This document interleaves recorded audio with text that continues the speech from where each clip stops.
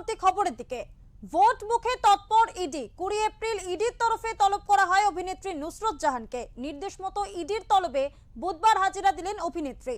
Ration দুর্নীতি মামলায় কয়েকদিন আগে অভিনেত্রী তথা প্রাক্তন সাংসদকে তলব করে এনফোর্সমেন্ট ডিরেক্টর।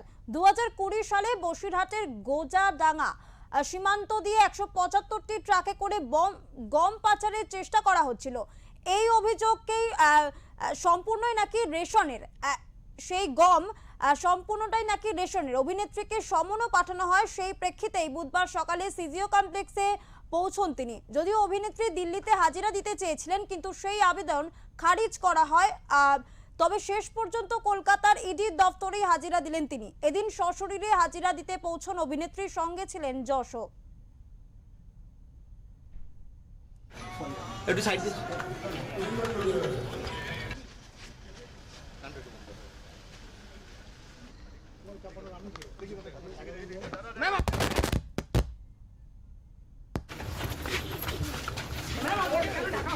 এটা বলবেন না, মেরে সাইড দিন।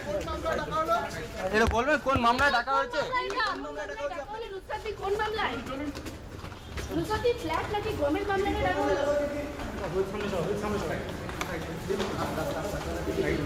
কোন কেসে ডেকেছে একটু বলবেন? ঈশ্বরজি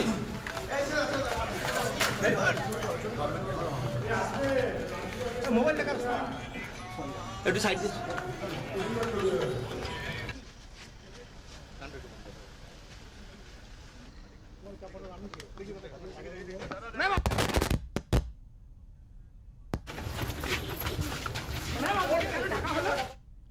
আপনাদের আরো একবার জানিয়ে রাখবো, ভোটের মুখে তৎপর ইডি। ভোটের মুখে তৎপর ইডি। 20 এপ্রিল ইডির তরফে তলব করা হয় অভিনেত্রী নুসরত জাহানকে। নির্দেশ মতো ইডির তলবে বুধবার হাজিরা দিলেন অভিনেত্রী।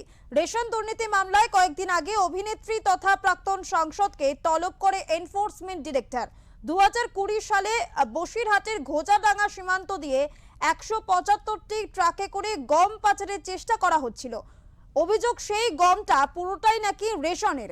অভিনেত্রীকে সমনও পাঠানো হয়। সেই প্রেক্ষিতেই বুধবার সকালে সিজিও কমপ্লেক্সে হাজিরা দেন অভিনেত্রী নুসরত জাহান।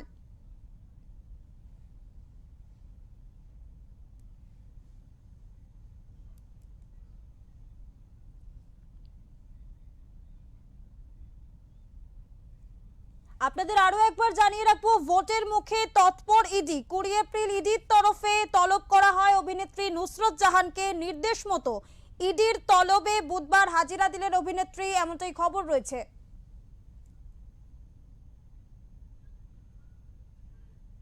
এই বিষয়ে কথা বলবো আমাদের প্রতিনিধি মানস চৌধুরীর সাথে। তোমার কাছ থেকে জানতে চাইবো যে নুসরত জাহান তিনি সিজিও কমপ্লেক্সে ঠিক কখন এলেন? দেখো, সকালবেলায় কিন্তু নির্দিষ্ট সময়, যে সময় মতো যখন ডাকা হয়েছিল সেই নির্দিষ্ট সময় কিন্তু তিনি উপস্থিত হন। মূলত তাকে ডাকা হয়েছিল 2020 সালে রেশন দুর্নীতি মামলায় বসিরহাটের প্রাক্তন সাংসদ ছিলেন কিন্তু এই নুসরত জাহান। তিনি প্রথমত ইডি অফিসে, তাকে বলা হয়েছিল ইডি অফিসে, দিল্লির ইডি অফিসে হাজিরা দিতে। কিন্তু সেখান থেকে কিন্তু সিজিও যারা ইডি অফিসাররা তারা কিন্তু বারবার বলা সত্ত্বেও তিনি কিন্তু বলেছিলেন যে নুসরত জাহান তিনি জানান যে আমি দিল্লিতে হাজিরা দেবো, কিন্তু তারা রাজি হয়নি। অবশেষে কলকাতার যে সিজিও কমপ্লেক্স আছে সল্টলেকে, সেখানে কিন্তু তিনি হাজিরা দিলেন। মূলত 2020 সালে বসিরহাটের গোজাডাঙ্গা যে সীমান্ত, সেই গোজাডাঙ্গা সীমান্ত থেকে সরকারি যে 175টি ট্রাকে করে যে গম পাচার হয়েছিল, সেই সংক্রান্ত মামলায় কিন্তু নুসরত জাহানকে ডাকা হয়েছে। কিন্তু তিনি তখন সেই সময়কার কিন্তু বসিরহাটের সংসদ ছিলেন।